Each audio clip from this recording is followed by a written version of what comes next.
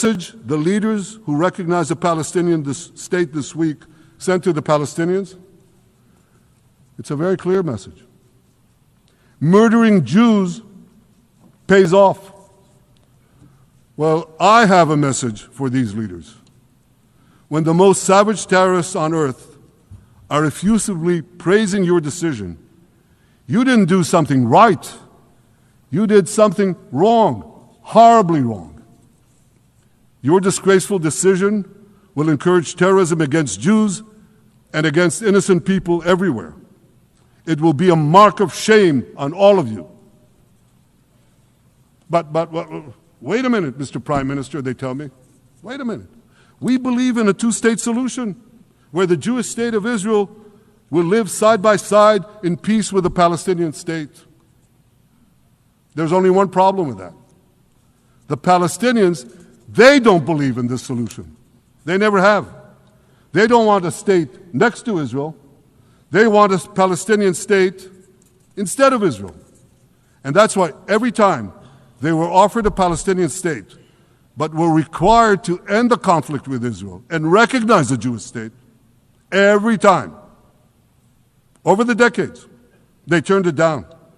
And that is why every time they were given territory, they used it to attack us. In fact, they effectively had a Palestinian state in Gaza. So what did they do with that state? Peace? Coexistence? No. They attacked us time and time again. Totally unprovoked. They fired rockets into our cities. They murdered our children. They turned Gaza into a terror base from which they committed the October 7th massacre. So here's the uncomfortable truth. The persistent Palestinian rejection of a Jewish state in any boundary is what has driven this conflict for over a century. It is still driving it. It's not the absence of a Palestinian state. It's the presence and existence of a Jewish state. And I find it amazing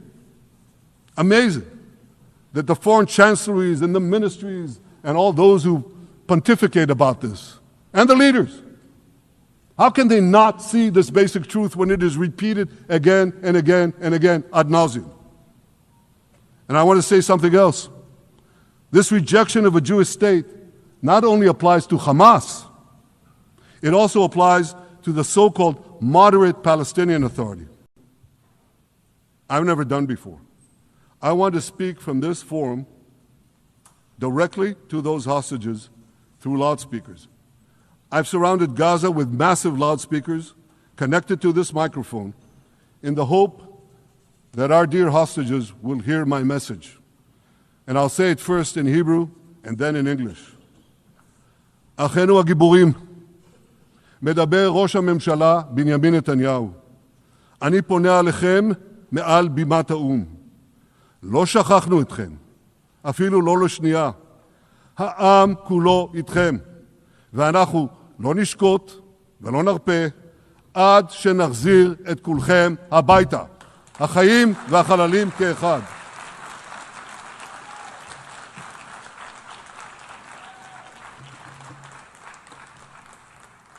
Our brave heroes. This is Prime Minister Netanyahu speaking to you live from the United Nations. We have not forgotten you, not even for a second. The people of Israel are with you. We will not falter and we will not rest until we bring all of you home. Israel remembers October 7th. On that day, well, I'll tell you, you can remember October 7th too. You see this large pin here? It's a QR code. What I ask you to do is hold up your phones, zoom in, and you too will see why we fight and why we must win. It's all in here. On October 7th, Hamas carried out the worst attack on Jews since the Holocaust. Peace between Israel and Lebanon is possible as well. I call on the Lebanese government to also begin direct negotiations with Israel. I commend it for its declared aim to disarm Hezbollah. But we need more than words. If Lebanon takes genuine and sustained action to disarm Hezbollah, I'm sure we can achieve a sustainable peace. Of course, until that happens, we will take whatever action we need to defend ourselves and to maintain the conditions of the ceasefire which was established in Lebanon. Our goal is not merely to monitor Hezbollah's actions, but to prevent them from violating the ceasefire and attacking us at any time. But I'm sure that if the Lebanese government persists in its goal of disarming Hezbollah, peace will come very speedily and very readily. Victory over Hezbollah has made peace possible with our two Arab neighbors in the north. Victory over Hamas will make peace possible with nations throughout the Arab and Muslim world. Our victory would lead to a dramatic extension and expansion of the historic Abraham Accords, which President Trump brokered between Arab leaders and myself 5 years ago. And I took note, as I'm sure you did too, of the encouraging words spoken here by the President of Indonesia. This is the country with the largest Muslim population of all nations. And it's also a sign of what could come. Forward-looking Arabs and Muslim leaders know that cooperating with Israel will provide them with groundbreaking Israeli technologies, including in medicine and science, in agriculture and water, in defense and AI, and so many other fields. I believe that in the coming years, the Middle East will look dramatically different.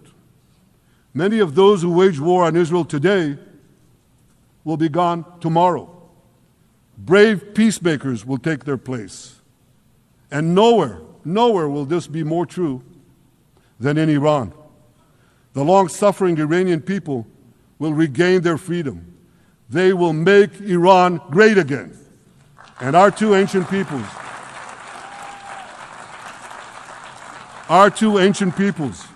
the people of Israel and the people of Iran, will restore a friendship that will benefit the entire world. Ladies and gentlemen, the horrors that happened on one dark day, October 7th, those horrors happened countless times during the centuries of my people's exiles among the nations. Jewish blood was cheap. Jews were killed with impunity. We had to beg others to defend us. The rise of Israel did not mean that the attempts to destroy us would end. It meant that we could fight back against those attempts. And that is exactly what Israel has done since October 7th. Our sons and daughters fought like lions. Our brave soldiers donned their uniforms and rushed into battle. They were armed with the dreams of the 100 generations of Jews who came before them. The dream of living as a free people in the land of Israel, our beloved homeland for more than 3,000 years. The dreams of living in our own independent state. The dream of having an army to defend ourselves. And the dream of being a light unto the nations, a beacon of progress, ingenuity, innovation, for the benefit of all humanity. On October 7th, the enemies of Israel tried to extinguish that light. 2 years later, the resolve of Israel and the strength of Israel burned brighter than ever. With God's help, that strength and that resolve would lead us to a speedy victory and to a brilliant future of prosperity and peace. Thank you very much.